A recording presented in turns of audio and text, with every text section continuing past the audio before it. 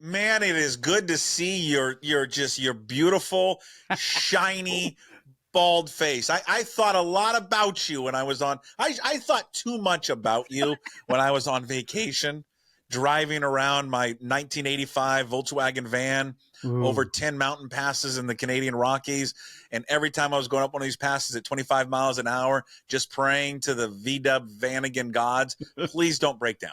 Yes. Because I have no cell coverage anywhere, and I don't have enough tools to repair it if it explodes. That's a true adventure, man. That's a true vacation. That's not one of these namby-pamby. I called a travel agent.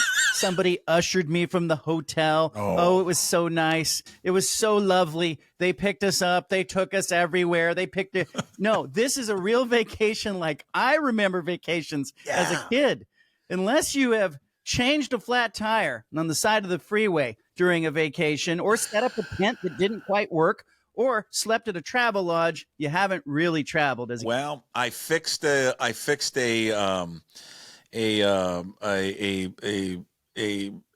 coolant hose that exploded on us. Nice. And then I helped a person in Glacier National Park, an old couple from Virginia, fix a flat tire.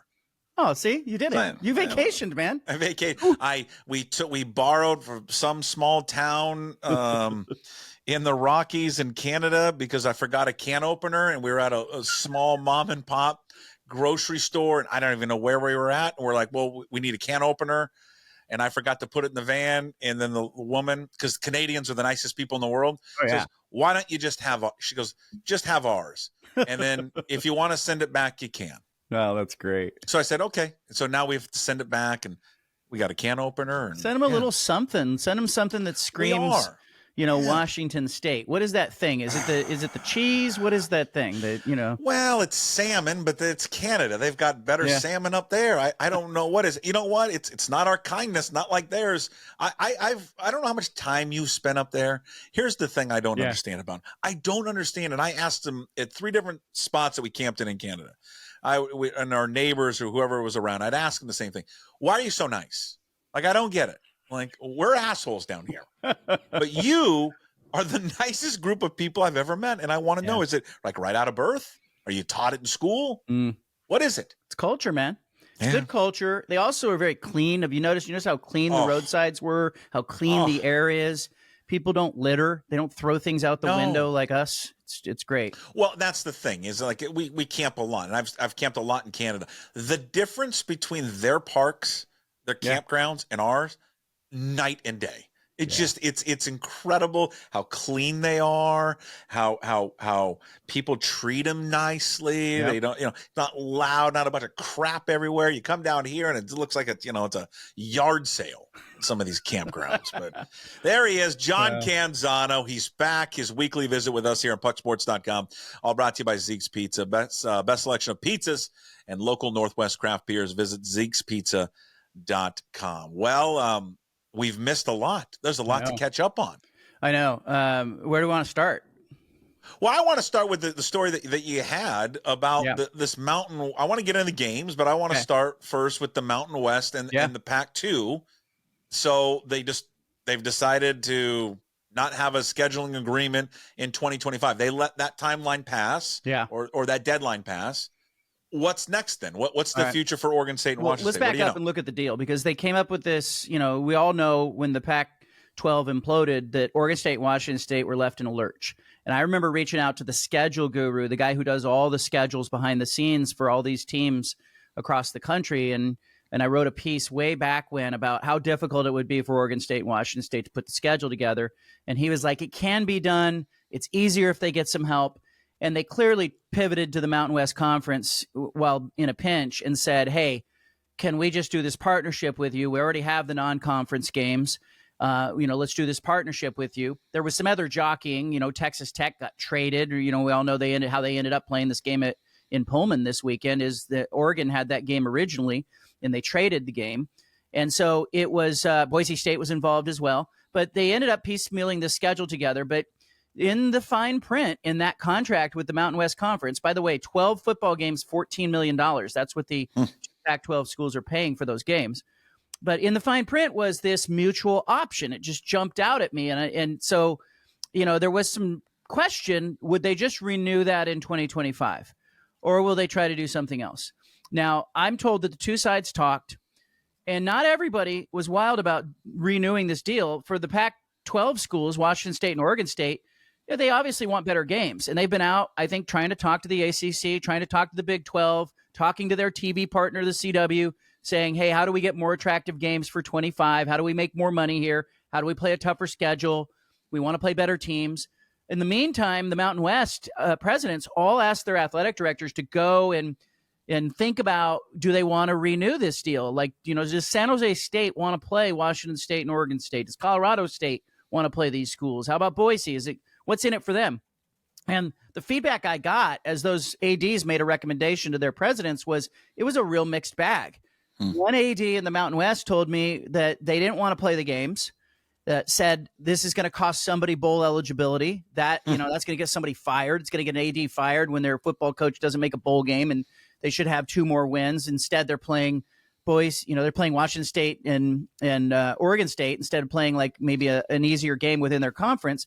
And the AD said those are games that most of us would lose in most years. Like you were going to go 0-2 in those games in most years. So they wanted more money. The Mountain West Conference wanted more money. They were asking for more money in order to play those games, and they also weren't wild about it. So they were negotiating from that standpoint. So I was ultimately told on Sunday, because Sunday was the deadline, it got deep into Sunday. I talked to parties on both sides.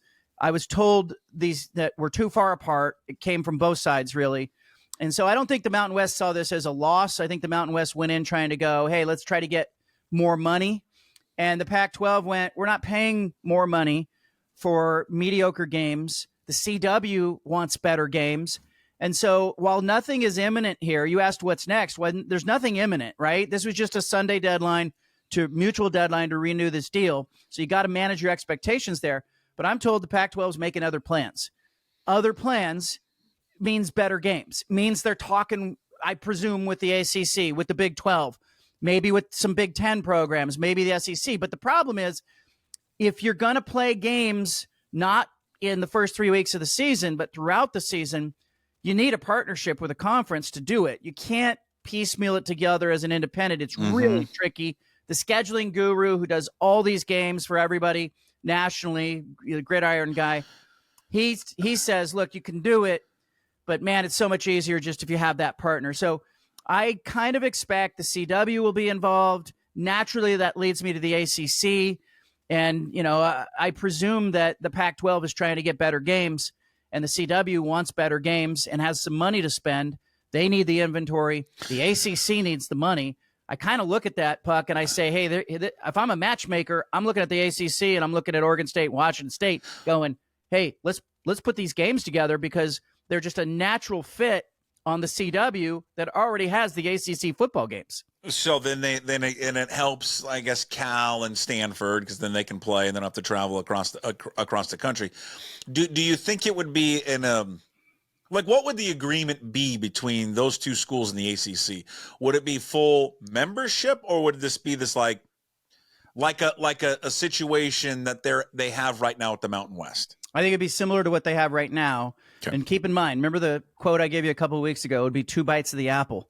I think this is bite 1 of the apple, is get better games in 2025, have a plan for 2026 that could be some kind of merger with a handful of teams that the Pac-12 finds attractive, and then position yourself along with this CW deal and this network that has become your new best friend.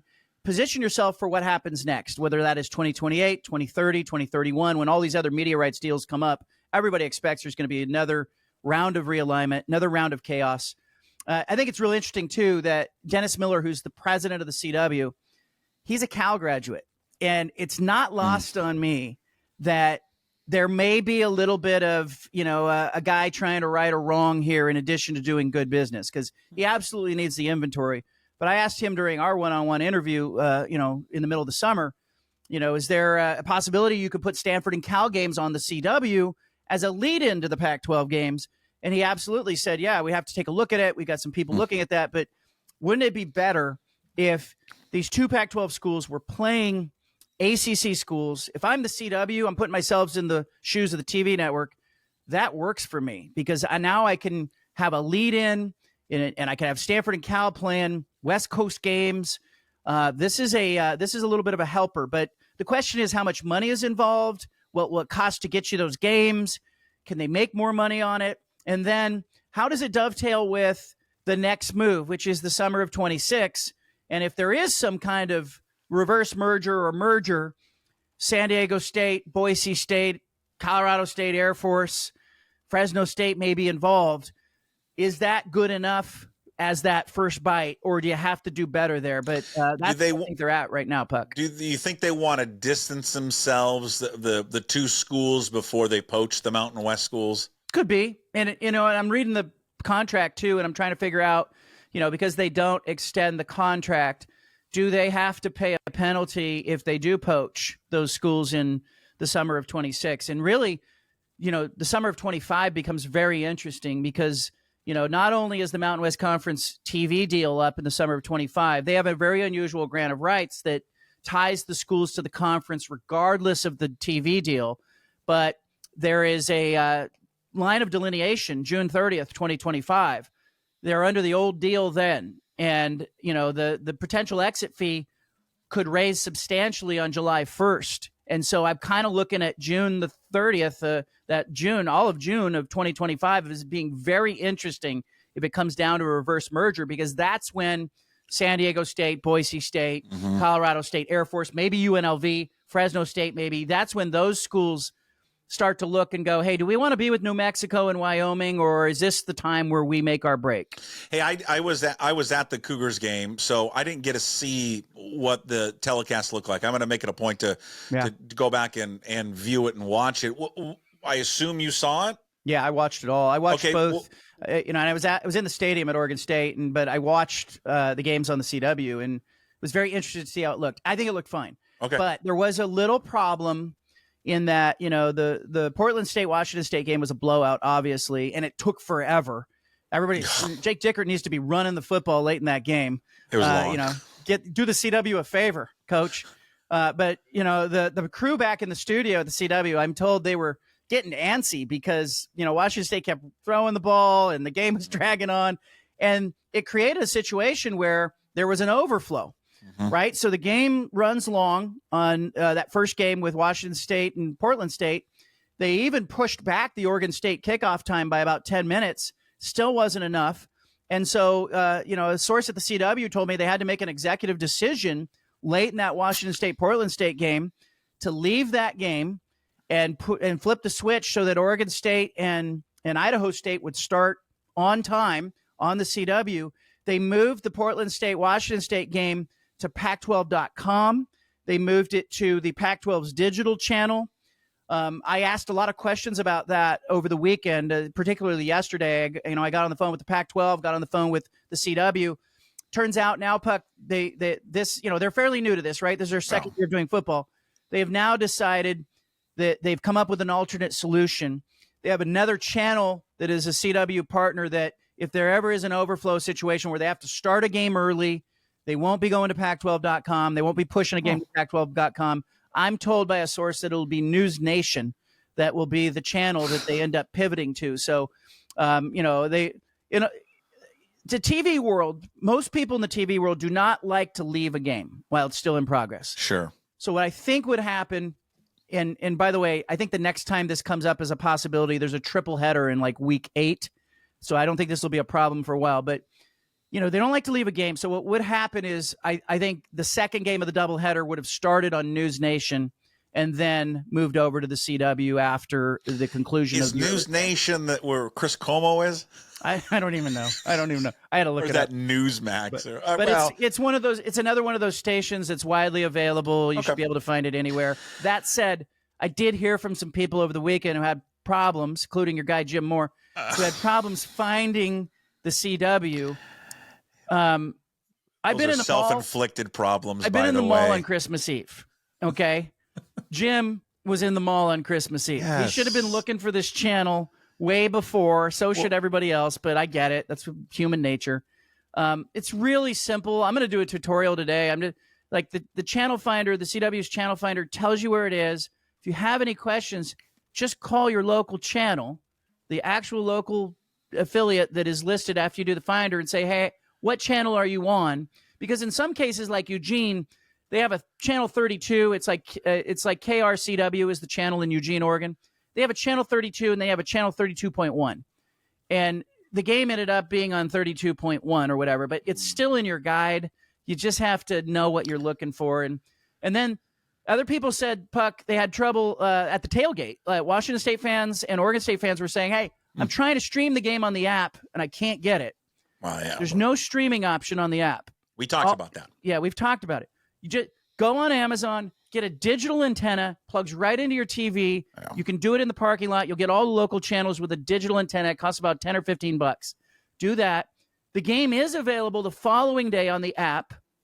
I found it interesting. The CW had Pac-12 in all caps. So I know that they have switched that now. So somebody must have told them, hey, it's P, lowercase a, C. And then it was hard to find. I went looking for the stream on Sunday, and I had to search for Pac-12 football, not Washington State and Oregon State football. Okay. So I think the CW on the app needs to kind of tinker with that, make it easier. But it's there. You can feel them working through it. I like how responsive they've been when I have a question. And I think in the end it'll be okay, and I think this will be a good deal for them. But I am waiting for ratings. All right. So then and those will come out when? They should be out today. Should be out anytime today, and as we record this. But the games weren't great. Portland State, Washington State, Idaho State, Oregon State. But I'm really comparing it to numbers that they got on the Pac-12 network. And I was told by somebody who worked at the Pac-12 network, I said, what do you think the numbers are going to do? And they said they're going to blow away what they got on the Pac-12 network. So they're going to be, wider. And certainly I think it helps them that Washington and Oregon's games were blacked out. And Washington is, again, facing a blackout situation. And Oregon's streaming this week. They're on Peacock. And so it's, welcome to the new world for everybody.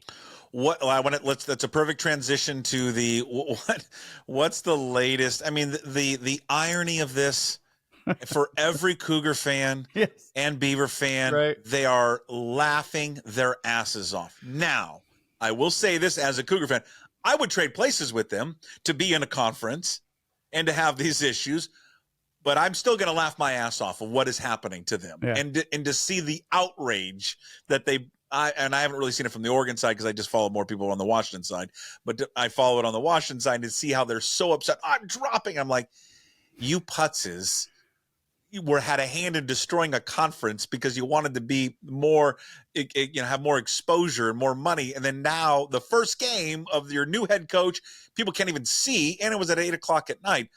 What's the latest with the whole Big Ten Network fiasco? And help me understand what's going on. What's the struggle between the network and Xfinity? I'll make it real simple. It's a staring contest. It's not unusual. It happens with distributors and regional sports networks all the time. But it basically comes down to this. The Big Ten Network has existing deals with the other 14 markets where Big Ten schools exist. They call them intermarket rates. And so what happens is the Big Ten Network needs to be provided on the basic tier in those markets. It's part of their contract.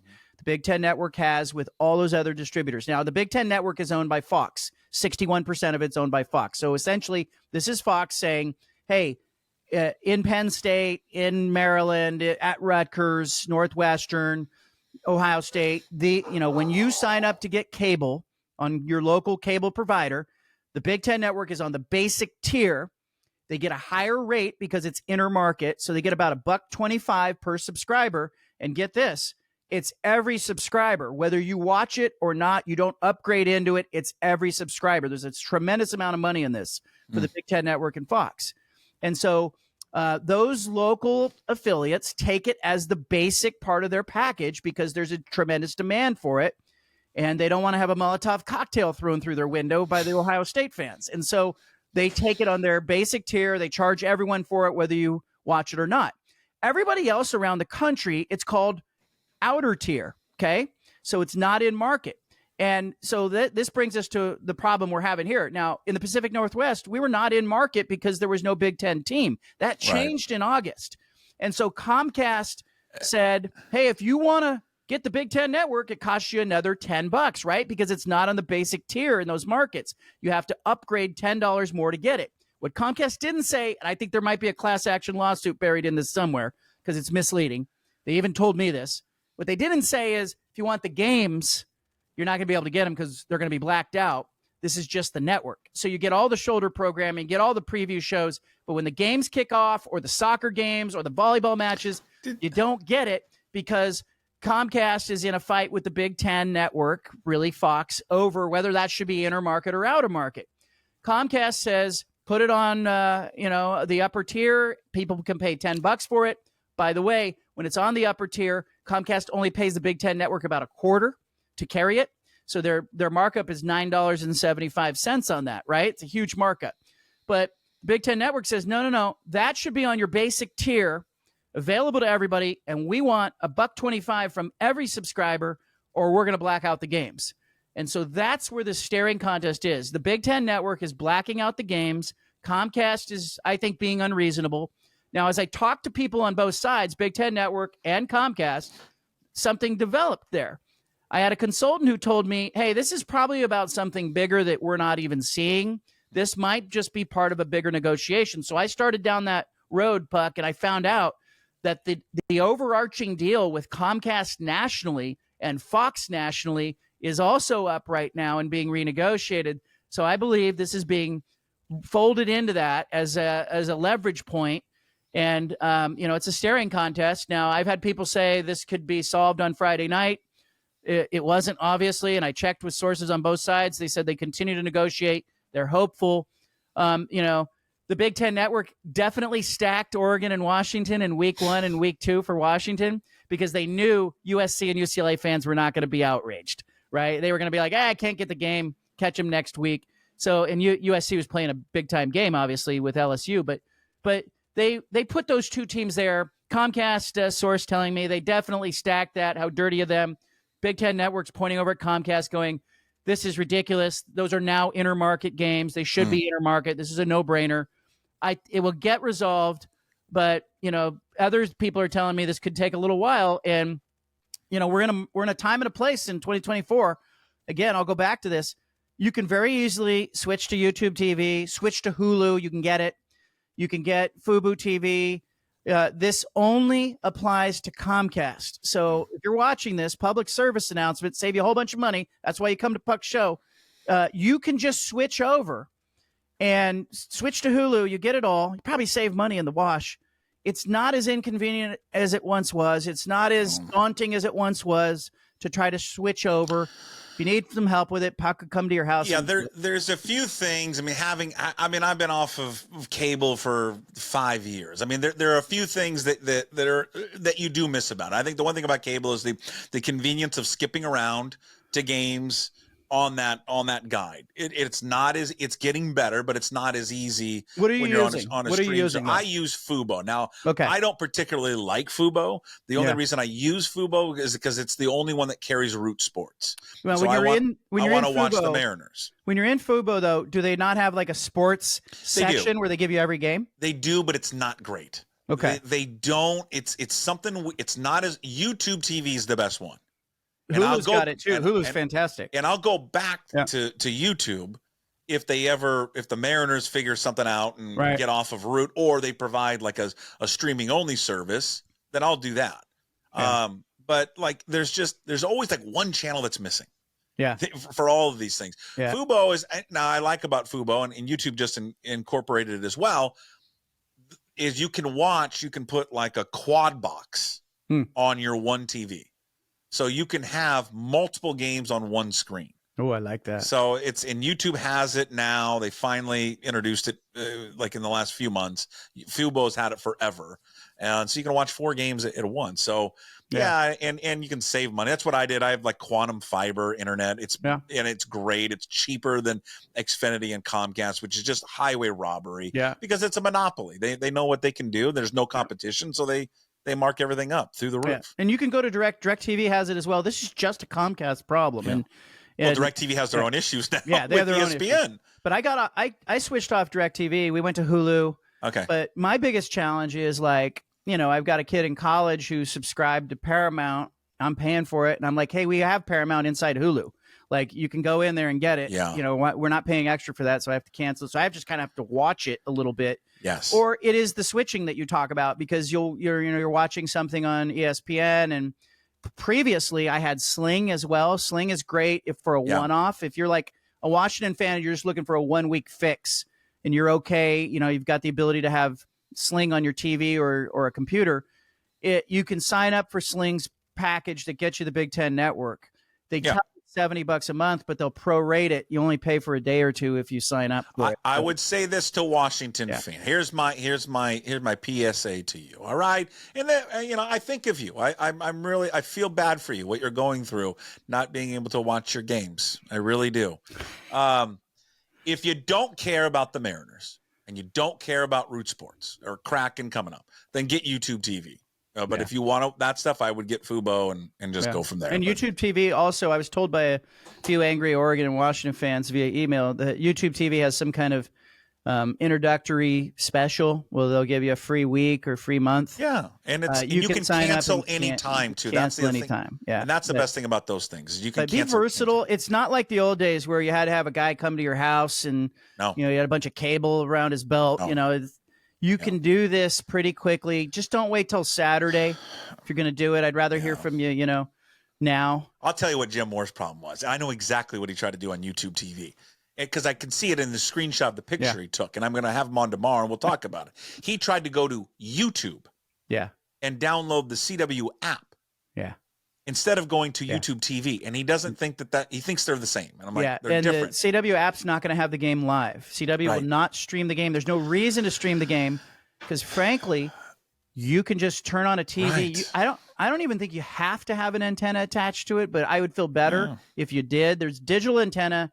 You can search for it on Amazon. I linked to it in my column. I said, here's a digital antenna. It's $10. Yeah. If you have a tailgate, you're trying to get the game, don't lean on the app. Just plug in. Find the local CW affiliate, watch the football game. Yeah, let's talk some football. Let me first start. I'll get to the Cougs in a second, but let's go Washington first. I got back from the Cougs game, drove back up to my in-laws' cabin up in Idaho, and caught the entire game. And my quick impressions of it was, like, in the end, it looked like they dominated the game. If Weber State had a quarterback who could actually throw the football, I think Washington would have been in trouble because they couldn't stop the running game at all. And that Weber State team was moving the ball. Now, with that being said, they still won handedly. Coleman is just a freak. That dude is so good and so physical. But it's also, they have a bunch of new players, new system. There were going to be some headaches and some growing pains. What did you take away from Jed Fish's debut against Weber? Well, the first thing is you want to avoid the face plant in week one, and it happens, right? These things happen, but. I'll even go back to Dennis Erickson had an Oregon State team that played in the Fiesta Bowl, went 11-1. Everybody remembers that team. They played Eastern Washington in the opener that season, and they won 21-19. Everyone went, oh, man, this is going to be bad. There was a lot of hype around him. So getting the win, no one a month from now is going to remember if it was pretty or not pretty. We'll get to Oregon in a second. But, I thought Jed Fish looked good. I think I need to see him against a better team to know how good they can be this season. I also saw some issues there, like you did, where I think, in a weird way, Washington State fan, you're getting them in week 3 and not, week 11 or 12. It's perfect.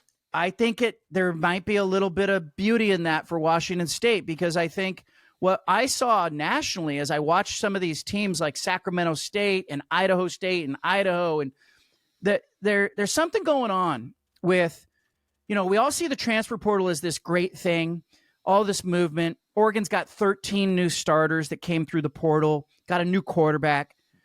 I kind of noticed that some of these teams, like the mid-major basketball teams, had a bunch of guys playing together that maybe had been together 2, 3, 4 years. Yeah. And I thought some of those Big Sky Conference teams, not only might they be decent, but I just think they had better chemistry and better culture and better, like North Dakota State against Colorado. Colorado had way more talent. North Dakota State, those guys have played together. And so I think in the early part of the year, we're seeing this, I think, manifest itself in different ways with different teams. But Florida State's another example. So many transfers that there's just not a lot of congruence with what they're doing on the field. And I think it affected the performance. And I see a little bit of that normally when you see teams that have a first-year head coach like Jed Fish. Like, he's got just a bunch of new guys, and they're trying to figure out how to play together.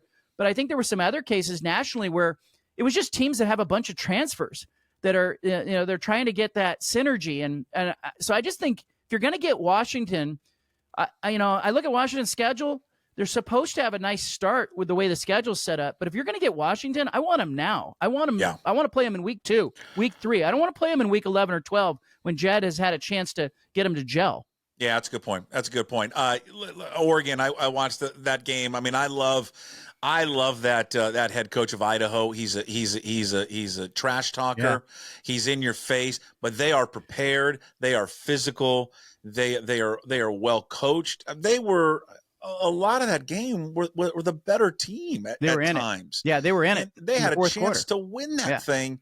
I sent you a tweet. I just, there's something about, I mean, I know what his record is. There's just something about Dan Lanning in these close games that I just, if I were an Oregon fan, I'd be so nervous with him. And that just was, a awful debut for him. And to your point, like Fish and Washington, in a month from now, no one's going to remember Idaho. Unless this stuff creeps up. I mean, when they play Ohio State and these other teams, I mean, they just did not look like the third-ranked team in America. Well, I had one of the AP voters texted me over the weekend, and I said, where do you have Oregon? And they said, I'm tempted to put them at 17.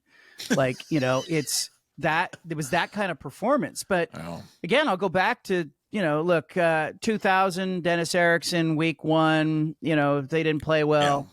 The 21-19, everyone goes, this is going nowhere, and they have one of the best seasons in school history. So let's not overreact. Okay. But at the same time, I'm looking at, Dan Lanning's got 3 losses to Kalen DeBoer. He got beat by Jonathan Smith. He got beat by Kirby Smart. He almost got beat by Jason Eck in Idaho in a game that Idaho had no business being in. And so, look, I give a lot of credit to Idaho. They might be good. But it raised eyebrows and it raised concerns. And I think it's legit to kind of look at all of the recruiting that is being done. In basketball, it becomes very easy. We always say this in college basketball.